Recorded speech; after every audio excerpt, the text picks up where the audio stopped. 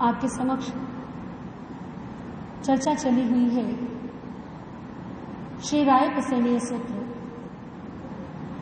सूर्यावदेव भगवान महावीर के दर्शनार्थ भगवान महावीर के समोशरण में जाते हैं।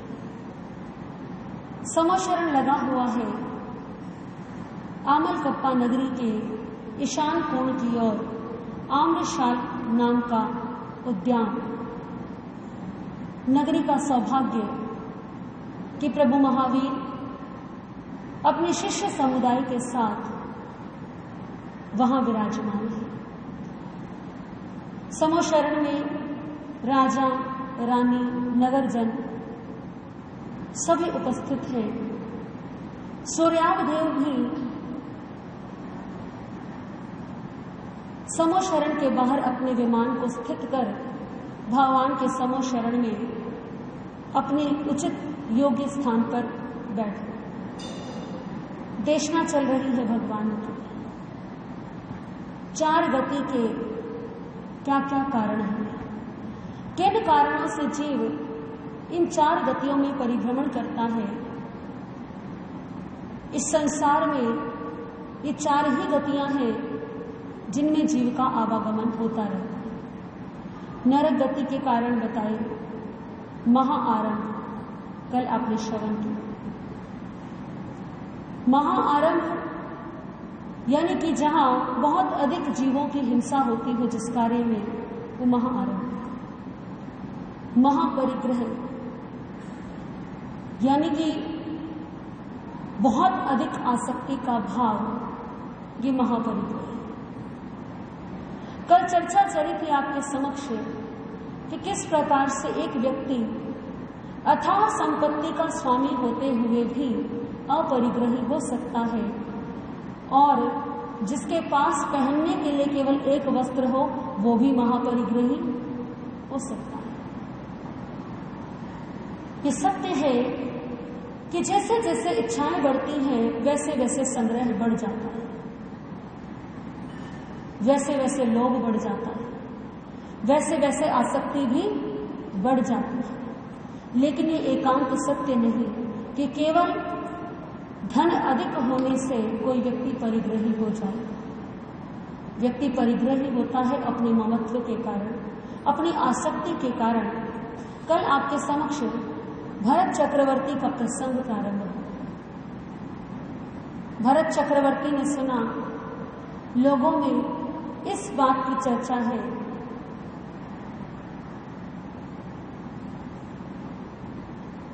कि भगवान ऋषभदेव अपने पूरे परिवार को कहां ले जाने की तैयारी है? मोक्ष में। ये तो परिवारवाद हो गया। भगवान तो जिसे चाहे मोक्ष में भेज सकते हैं, बाकियों की तो बात अलग है। बाकियों ने तो सब कुछ छोड़ दिया, 98 पुत्रों ने सब कुछ छोड़ दिया, बाहुबली ने सब कुछ छोड़ दिया, लेकिन भरत कैसे मोक्ष में जा सकता है? भरत तो सम्राट है, राजा है, 6 खंड का स्वामी। इस राज्य के लिए उसने कितना अन्याय किया, अपने भाइयों से राज्य ले लिया। ये लोगों की नजर है, लोगों का दृष्टिकोण है। भाई से युद्ध लड़ने को तैयार था, बाहुबली से युद्ध करने चला था, युद्ध हो भी रहा था। तो ऐसा व्यक्ति जिससे राज्य नहीं छोड़ा गया, जिसे भाइयों का अधिकार भी छीन लिया, ऐसा व्यक्ति मोक्ष में कैसे जा सकता है? भरत ने चर्चा सुनी, गुप्तचरों को आदेश दिया, जाओ और जाकर के पता करो ये चर्चा प्रारंभ कहां से। सबसे पहले किसने इस चर्चा को शुरू किया? गुप्तचर नगर में गए, लोगों से मिले, वार्तालाप किया। धीरे धीरे पता लग गया कि ये चर्चा एक स्वर्णकार से प्रारंभ हुई। स्वर्णकार को राजा के समक्ष उपस्थित किया गया। राजा के सामने अब डर रहा है वो व्यक्ति कि अब राजा को पता लग गया न जाने क्या होगा। कहीं ऐसा ना हो कि मुझे मृत्यु दंड दे दे। जिसने भाइयों का राज्य छीन लिया, भाइयों पर दया नहीं की, वो मुझे क्या छोड़ेगा। और मैंने तो सबके बारे में बोला है। भरत चक्रवर्ती ने उसकी आशा के अनुरूप ऐसा कोई आदेश नहीं। जैसा उसने सोचा था वैसा कुछ भी नहीं हुआ। भरत चक्रवर्ती ने एक पात्र मंगवाया, उसमें तेल भरवाया, स्वर्णकार को दिया, हाथों में पकड़ो इस पात्र को और पूरे नगर का चक्कर लगाकर के आओ। लेकिन ध्यान रहे एक भी बूंद बाहर गिरनी नहीं चाहिए। ले लिया कांपते हुए हाथों में वो पात्र।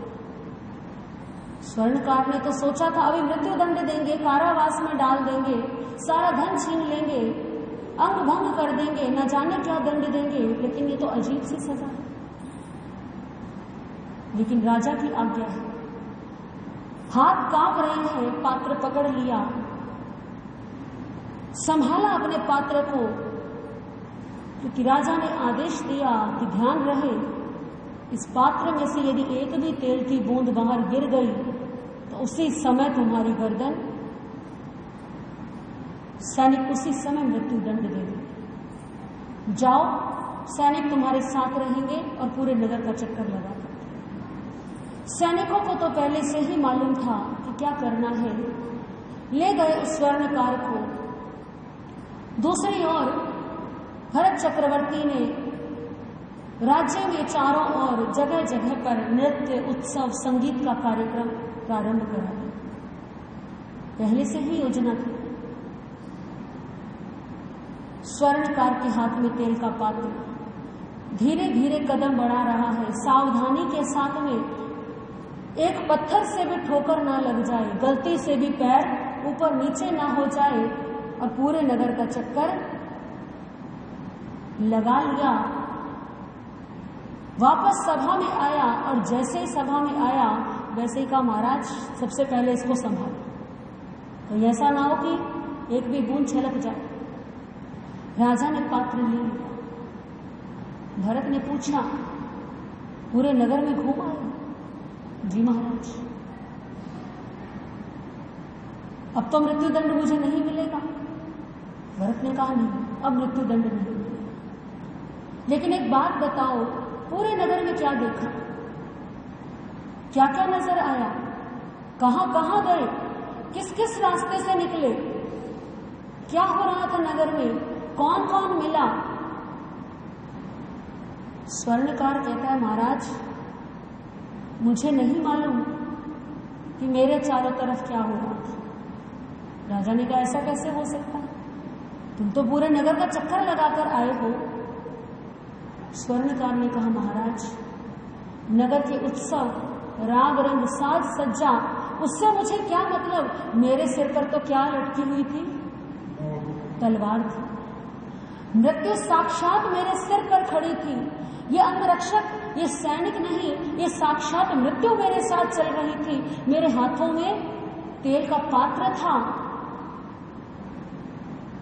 मैं तो ये देख करके चल रहा था कि कहीं मेरा पैर किसी पत्थर पर ना लग जाए, मुझे ठोकर ना लग जाए, मेरा किसी से टकराव ना हो जाए। और इसके लिए मेरा सारा ध्यान कहाँ था, केवल और केवल अपने पात्र और अपने मार्ग पर था। मुझे नहीं मालूम कि मेरे सामने कौन था, मुझे नहीं ध्यान कि मेरे इधर उधर क्या हो रहा था। महाराज सच बता रहा हूं, मुझे नहीं। राजा ने कहा, मृत्यु के भय से तुमने इधर उधर नहीं देखा, सारे नगर का चक्कर लगाया, लेकिन मौत के कारण, एक डर के कारण तुमने इधर उधर नहीं देखा। स्वर्णकार कहता है, महाराज जीवन रहा तो सब कुछ है। अगर मैं इधर उधर देखता तो एक क्षण की भी गलती, एक क्षण की भी लापरवाही मेरे लिए मृत्यु का कारण बन जाती। इसीलिए मैंने हर पल सावधानी रखी। भरत चक्रवर्ती ने इसको समझाया, कि ठीक उसी तरह जिस प्रकार से तुम्हें हर पल मृत्यु का डर था, उसी प्रकार से मुझे भी हर पल मेरी मृत्यु का और मेरे कर्मों का डर। मैं राज्य का संचालन अवश्य करता हूं, मेरे आदेश का पालन हर स्थान पर होता है, लेकिन हर कार्य करते हुए मेरे भीतर भी ये जागरूकता रहती है, कहीं मुझसे कोई ऐसा कर्म ना हो जाए जिसके कारण मुझे अधोगामी बनना पड़े। तुम्हें मृत्यु का डर है, मुझे कर्मों का डर है। इस राज्य में मैं रहता हूं, इस राज्य के राजा के रूप में, एक चक्रवर्ती के रूप में मैं शासन अवश्य करता हूं, लेकिन हर पल हर क्षण मेरे मन में ये भाव रहता है ये राज्य मेरा नहीं, किसी भी पल मृत्यु आएगी और इसे छोड़कर के मुझे जाना पड़ेगा। जैसे तुम्हारे लिए वो मार्ग में होने वाले उत्सव, नृत्य, संगीत कोई महत्व नहीं रखते, उसी प्रकार से मेरे लिए ये राज्य की जो सुख सुविधाएं हैं ये भी मेरे लिए महत्व नहीं रखती। ये तो पुण्य कर्म का उदय था, ये मुझे प्राप्त हो गया, लेकिन मेरा इससे कोई आसक्ति भाव नहीं है।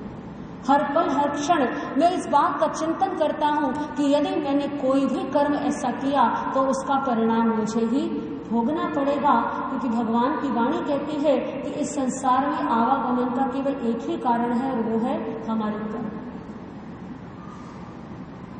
अशुभ कर्म का बंध हम क्यों कर लेते हैं? जहां हमारी लापरवाही हुई, जहां हमारी सजगता समाप्त हुई, वही कर्मों का बंध हो गया। जब आप सामायिक में हैं तो आप कैसे बैठते हैं सामायिक लेने के लिए? कितने विवेक से बैठते हैं? सबसे पहले पूंजनी से उस स्थान की प्रतिलेखना करते हैं। किस लिए? कि कोई जीव, कोई सूक्ष्म जीव वहां पर ना। फिर आसन बिछाते हैं, वहां पर भी ध्यान रखते हैं कि आसन के भीतर कोई जीव तो नहीं था।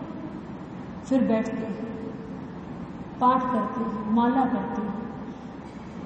सामायिक के समय यदि आपको कोई आवाज लगाए या कोई बात कहे तो आपको विवेक रहता है कि मेरी क्या है, अभी सामायिक है। तो सामायिक में कर्मों का बंध होने की संभावना बहुत कम हो जाती है। आप एक आसन से स्थिर बैठे हैं, काया के दोषों से आप बच गए। वाणी से मौन होकर के आपने सामायिक की तो वचन के दोषों से भी बच गए। और रही बात मन की, तो यदि आप कोई स्वाध्याय करते हैं या कोई ऐसा ग्रंथ पढ़ते हैं, आगम पढ़ते हैं या फिर प्रवचन सुनते हैं, तो उस समय मन के भटकने के चांसेस भी कम हो जाते हैं। तो कर्म बंधन का मार्ग कितना कम हो गया, कितना विवेक हमारा जागृत रहता है जिस समय हम सामायिक करते हैं। तो ऐसा ही विवेक यदि तब भी जागृत रहे जब हमारी सामायिक ना हो, तो कर्मों के बंध की संभावना क्या होगी? कम होगी। यदि बाहर निकले और बिल्कुल विवेक खत्म हो गया, विवेक समाप्त हो गया, न भाषा का विवेक रहा, न काया का विवेक रहा, न वाणी का विवेक, न मन का विवेक, तो फिर क्या होगा? आप गुरु भगवंतों से सुनते हैं कि मानसिक हिंसा का भी परिणाम मिलता है। मानसिक हिंसा से भी कर्मों का बंध होता है। तो कभी आपके मन में जब क्रोध के भाव आते हैं तो कहीं ना कहीं गुरु भगवंतों की वाणी याद आ जाती है, और जैसे ही याद आती है वैसे ही क्या आप करते हैं? अपने मन को वहां से हटा लेते हैं। तो ये विवेक जब जीवन में आता है तो कर्मों का बंध क्या होता है? कम होने लग जाता है। केवल जानने से कम नहीं होगा कि कर्मों का बंध कैसे कम हो, जब तक विवेक नहीं होगा तब तक कर्मों का बंध भी नहीं रुकेगा। जन्म जन्म से लगे हुए हैं आत्मा के लारे, आत्मा के लारे, जन्म जन्म से लगे हुए हैं आत्मा के लारे, आत्मा के लारे। भव भव में ये रुला रही है कर्णर हमारे, भव भव में ये रुला रही है कर्णर हमारे, जन्म जन्म से लगे हुए हैं आत्मा के लारे, आत्मा एक तीर्थंकर की साधना में और हमारी साधना में क्या अंतर है। हमारी साधना में हम जगह जगह विवेक को खो देते हैं। विवेक कम हो जाता है, अविवेक की प्रधानता ज्यादा होती है। लेकिन तीर्थंकर की जो साधना होती है, जब वो अपने साधना काल में होते हैं तो उनका विवेक पूर्णतया जागृत होता है और इसी कारण से उस विवेक की जागृत होने के कारण उन्हें उसी भव में केवल ज्ञान की प्राप्ति हो जाती है। तीर्थंकर के परम पद पर विराजमान हो जाते हैं। लेकिन एक सामान्य व्यक्ति, एक सामान्य साधक, उसे कई कई जन्म भी लग जाते हैं। अलख निरंजन से आत्मा शुद्ध हमारी, अलख निरंजन से आत्मा शुद्ध हमारी, कर्मों की गति न्यारी, आत्मा बन संसारी, इन कर्मों के कारण ही भव चक्कर में है हारे, इन कर्मों के कारण ही भव चक्कर में है हारे, जन्म जन्म से लगे हुए हैं आत्मा के लारे, आत्मा के लारे, जन्म जन्म से लगे हुए हैं आत्मा के लारे, आत्मा के लारे। भरत चक्रवर्ती ने समझा दिया उस स्वर्णकार को कि केवल राजा होने से कोई मोक्ष का अधिकारी ना हो ऐसा नहीं होता, और केवल ये साधु का वेश मात्र पहन लेने से कोई मोक्ष का अधिकारी हो जाए ऐसा भी नहीं हो सकता। आवश्यकता है किसकी? विवेक पूर्वक कर्मों की निर्जरा की। यदि विवेक नहीं होगा तो थोड़े से कर्म हम काट लेंगे और उससे ज्यादा हम बांध लेंगे। तो जब जीवन में विवेक आता है तो परिग्रह भी क्या हो जाता है?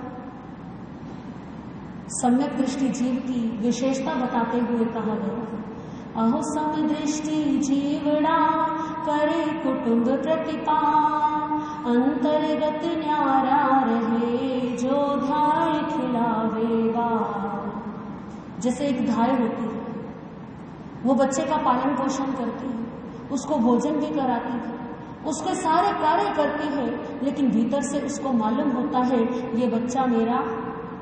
इसीलिए जब उसे छोड़ करके जाना हो उस बच्चे को तो उसके आंखों से आंसू नहीं आते, क्योंकि भीतर में वो जानती है मेरा कार्य सिर्फ इसका पालन पोषण करना है। जहां ममत्व आया, जहां आसक्ति आई, वहीं पर दुख आना प्रारंभ हो जाता है। तो महापरिग्रह यानी कि जिस व्यक्ति के मन में, जिस जीव के मन में अपनी वस्तुओं के प्रति, अपने उपकरणों के प्रति बहुत अधिक ममत्व की भावना, अटैचमेंट की भावना रहती है, ऐसा जीव किसका अधिकारी होता है? नरक गति का अधिकारी होता है। आप तो विद्वान हैं, आपने गुरु भगवंतों के मुख से अनेकों अनेकों कथाएं सुनी हुई है। मम्मन सेठ के जीवन में क्या दोष था जो उसे नरक में जाना पड़ा? उसने कोई हिंसा नहीं की, उसने किसी को मारा पीटा नहीं, कोई ऐसा अन्याय का कार्य भी नहीं किया, महाआरंभ भी नहीं किया, लेकिन महापरिग्रह उसके जीवन में था, आसक्ति भाव उसके जीवन में था। बैल की जोड़ी चाहिए, खाना पीना वस्त्र सब कुछ त्याग करके केवल क्या फटे हुए कपड़े पहनने मंजूर है, रूखा सूखा खाना मंजूर है, लेकिन क्या करना है? रत्नों का बैल बनाना है। उस बैल से इतना ममत्व, इतनी आसक्ति, इतना अटैचमेंट कि भगवान की वाणी कहती है उस महापरिग्रह के कारण मरकर के नरक में। तीसरा कारण बताया गया, भगवान महावीर कहते हैं नरक गति का तीसरा कारण है पंचेंद्रिय जीवों का वध। पंचेंद्रिय जीव तिर्यंश भी हो गए और मानव भी। पंचेंद्रिय जीव जिनके पास पांचों इंद्रियां हैं, 5 सेंसेस कंप्लीट है जिनके पास, श्रोत इंद्रिय, चक्षु इंद्रिय, घ्राण इंद्रिय, रसना इंद्रिय, स्पर्श इंद्रिय, जो देख भी सकते हैं, सुन भी सकते हैं, जिनके पास सूंघने की शक्ति भी है, जिनके स्वाद लेने की शक्ति है, रसना इंद्रिय जिनके पास स्पर्श इंद्रिय है, पंचेंद्रिय जीवों का वध जो करता है वो भी किसका अधिकारी है? नरगति का अधिकारी है। वो पंचेंद्रिय जीव मानव भी हो सकता है और वो पंचेंद्रिय जीव तिर्यंच भी हो सकता है। कई बार कुछ लोग प्रश्न करते हैं यहाँ पर कि मान लीजिए किसी मनुष्य के पास 4 इंद्रिय, क्योंकि कभी कभी कर्मों के उदय के कारण, कर्मों के विपाक के कारण ऐसा हो सकता है कि किसी व्यक्ति के पास आंखें ना हो, किसी व्यक्ति के पास सुनने की क्षमता ना हो। कर्मों के विपाक से ऐसा हो सकता है, लेकिन मनुष्य को पंचेंद्रिय जीव ही कहा गया है। चाहे उस मानव के पास 4 इंद्रियां ही क्यों ना हो, लेकिन मानव कौन सा जीव है? पंचेंद्रिय जीव है। तो किसी भी मनुष्य की हत्या, किसी भी मनुष्य का वध पंचेंद्रिय वध की श्रेणी में आता है। चौथा कारण बताया गया मांसाहार, मांस का भोजन करना, क्योंकि ये पंचम काल है। भगवान जानते हैं कि इस काल में तर्क करने वाले लोग ज्यादा हैं और श्रद्धा रखने वाले लोग कम हैं। कुछ लोग ऐसा प्रश्न करते हैं जो मांसाहारी होते हैं कि हम तो हिंसा नहीं कर रहे, हम तो किसी जीव को मार नहीं रहे, हम तो दुकान जाते हैं और वहां से खरीद करके ले आते हैं, तो हम दोषी कैसे हुए, हम पापी कैसे हुए? तो ऐसे लोगों के लिए ही संभवतः अलग से लिखना पड़ा कि मांसाहार करने वाला भी कहाँ जाता है? नरक में जाता है। मान लीजिए कोई व्यक्ति मांसाहारी है, वो अपने हाथों से किसी जीव को नहीं मार रहा, लेकिन उसके कारण से ही किसी जीव की हत्या हो रही है। यदि उसकी डिमांड ना हो तो सप्लाई भी नहीं होगी। जिस चीज की आवश्यकता नहीं होगी, जिस चीज की मांग ही नहीं होगी, उसका उत्पादन भी नहीं होगा। मांग जितनी ज्यादा होगी, उत्पादन भी उतना ज्यादा बढ़ जाएगा। वर्तमान में देखिए, लोग शाकाहार के प्रति आकर्षित हो रहे हैं, लेकिन फिर भी मांसाहार की तरफ रुझान रखने वालों की कमी नहीं है। और ऐसे व्यक्तियों के कारण ही जगह जगह पर ऐसे कारखाने खुल रहे हैं, जहाँ एक दिन में हजारों हजारों जानवरों को निर्दयता से मार दिया जाता है। किसके कारण मारा जाता है? उन मांसाहारियों के कारण ही मारा जाता है। यदि व्यक्ति मांसाहार करना छोड़ दे तो किसके लिए उत्पादन होगा, किसके लिए मारा जाएगा? तो मांसाहार करने वाला व्यक्ति भी उन जीवों की हत्या का उतना ही दोषी है जितना कि मारने वाला। हमारे जैन आगमों में करना, कराना और अनुमोदन, तीनों का करना भी गलत है। व्यक्ति स्वयं ना करे और सोचे मैं तो दूसरे से करा रहा हूं, मुझे किस बात का दोष लगेगा, मैं तो नहीं कर रहा, अपने हाथों से तो मैंने नहीं किया। लेकिन कराने में भी, क्योंकि कराया, आपने स्वयं के कर्मों का बंध भी किया और दूसरे के भी कर्मों का बंध आपके कारण से हुआ। और तीसरा, अनुमोदना करना। अनुमोदना करना यानी कि उसको करते हुए को सही ठहराना, सही मानना। आपने 4 व्यक्तियों के बीच में बैठ करके किसी बात का समर्थन किया तो आपकी बात से प्रभावित होकर के वो बाकी के 4 भी क्या करेंगे? उसको जीवन में अपनाएंगे। तो अनुमोदना करने से कितनी हानि। कई बार कुछ लोग कहते हैं हमने क्या किया, हमने तो बस यही कहा कि कोई बात नहीं, ठीक है, ये भी ठीक है, चल रहा है। यदि हमने अनुमोदना की है, यदि शुभ कार्य की अनुमोदना की, तो लगा कुछ नहीं, केवल अनुमोदना की। किसी ने तपस्या की और आपने उसकी अनुमोदना की कि अमुक व्यक्ति की तपस्या चल रही है, कितनी बड़ी बात है, हम हृदय से अनुमोदना करते हैं। तो भले ही आपने तपस्या की या नहीं की, लेकिन आपके कर्मों की निर्जरा हो गई, क्योंकि आपकी उस अनुमोदना से न जाने किसी के मन में तपस्या के भाव जागृत हो जाए। हो सकता है ना ऐसा। और यदि हिंसा की अनुमोदना की तो ये भी संभावना है कि दूसरे के मन में हिंसा के भाव जागृत हो जाए। तो अनुमोदना सोच समझकर करनी चाहिए कि हम किस कार्य की अनुमोदना कर रहे हैं, क्योंकि हमारी एक अनुमोदना किसी अन्य कितने व्यक्तियों के कर्म बंधन का कारण बन सकती है। तो मांसाहार करना, कराना और उसकी अनुमोदना करना भी कर्मों का बंध है। ये नरक गति के 4 कारण बताए। फिर आते हैं तिर्यंच गति के 4 कारण। तिर्यंच गति में जीव किस कारण से जाता है? मायाचार करना। माया किसको कहते हैं? माया यानी कि कपट। माया यानी कि किसी ने झूठ बोला और उसे छुपाने के लिए, उस पर आवरण डालने के लिए किसका सहारा लिया? माया का सहारा। माया यानी कि जो दिखाई दे रहा है वो वास्तव में नहीं। कई बार बहुत लोग इस शब्द को प्रयोग करते हैं, ये संसार एक माया है। क्यों कहते हैं ऐसा? कि संसार में जो दिखाई दे रहा है, जो सुख दिखाई दे रहा है, वो वास्तव में कहीं है नहीं। ये सब माया है, दिखाई कुछ और दे रहा है और वास्तविकता कुछ और है।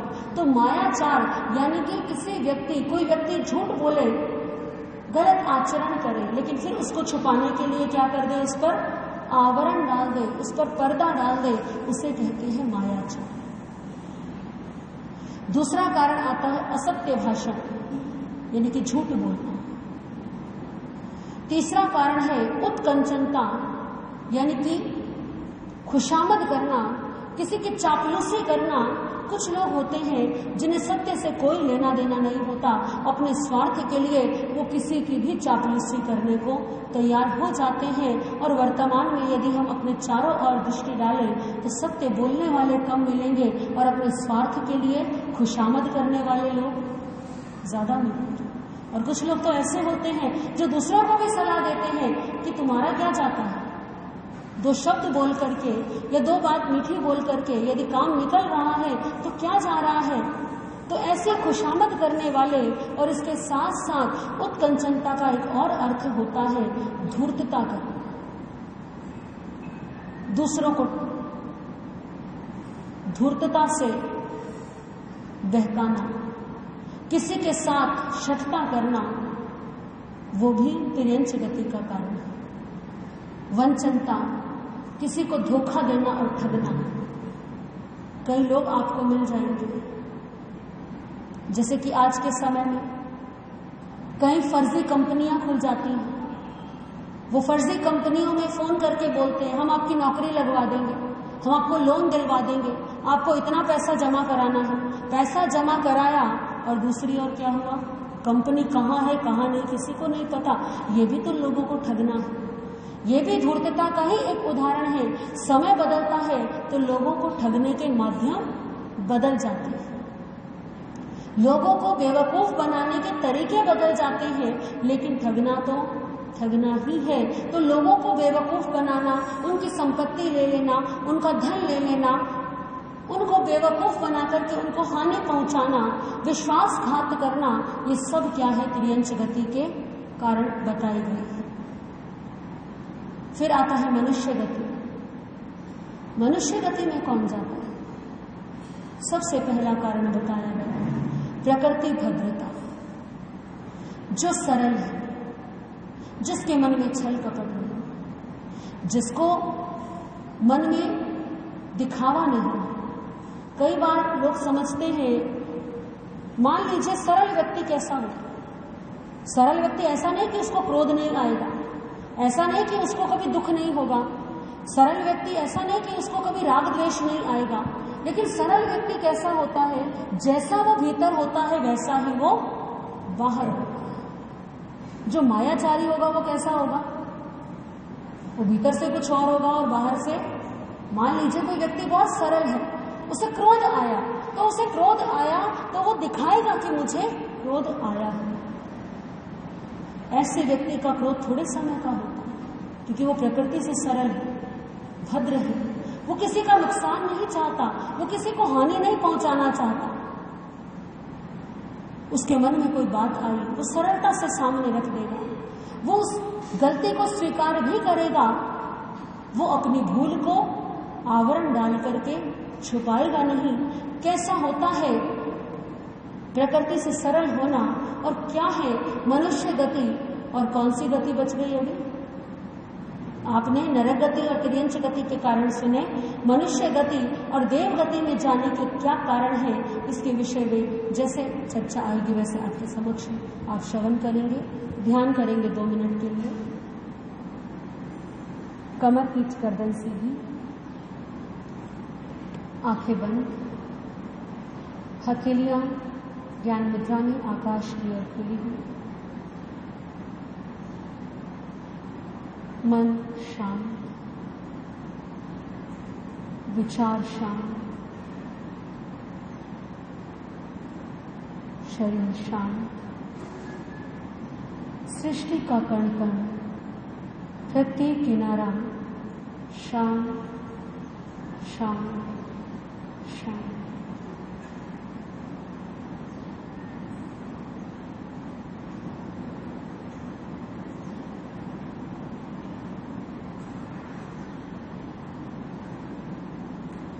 सिर के सिरे से पांव के अंगूठे तक आप एक शुद्ध चेतना,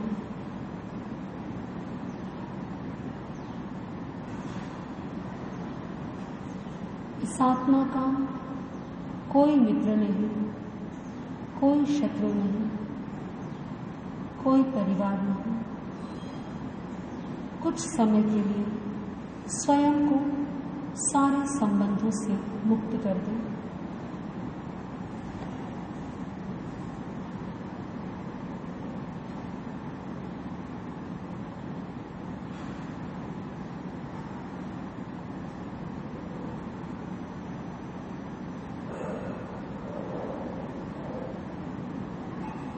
श्वास पर ध्यान दें। श्वास भीतर बाहर,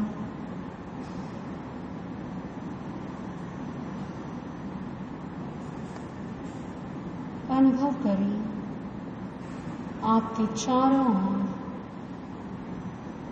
हरे रंग का प्रकाश फैला हुआ है।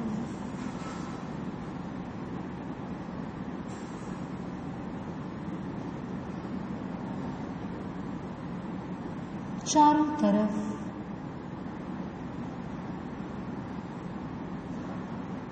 ताजे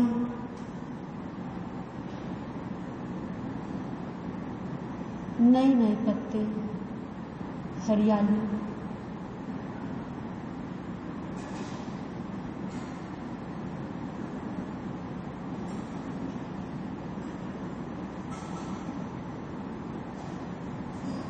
इस हरे रंग से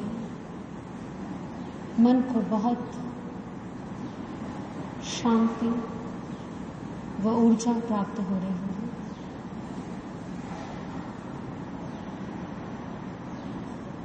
सब कुछ नया,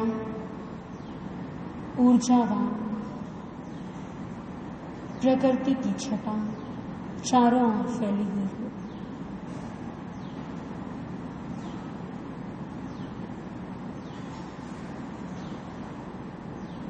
हरे रंग का ध्यान करते हुए 3 बार मेरे साथ नमो उवज्झायणम का उच्चारण करेंगे। नमो उवज्झायणम, नमो उवज्झायणम,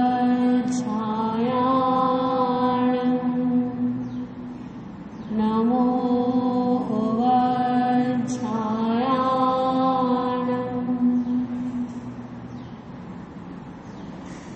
अनुभव करें ये हरे रंग का प्रकाश, ये प्रकृति की छटा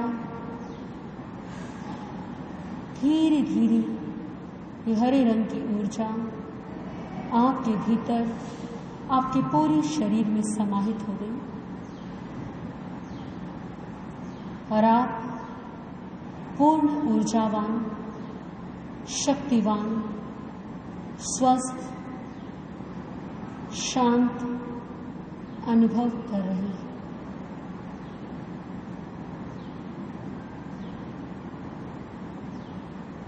सबका भला हो, सबका मंगल हो, सबका शुभ हो। समस्त विश्व के मंगल की कामना करते हुए अपनी चेतना को धीरे धीरे वापस लेकर के आए। हथेलियों को धीरे धीरे आपस में हल्के से रगड़े और धीरे से आंखों पर स्पर्श करते हुए अपनी आंखों को खोलें।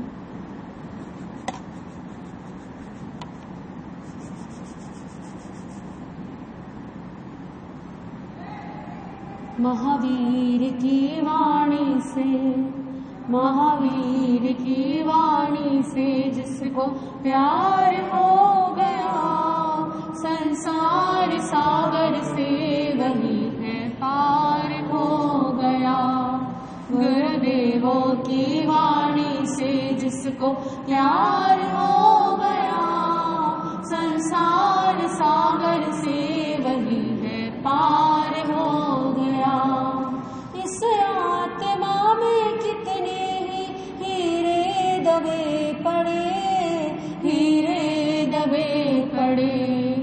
इस आत्मा में कितने हीरे दबे पड़े, हीरे दबे पड़े। जिसने निकाले खोज वो, जिसने निकाले खोज वो हकदार हो गया। संसार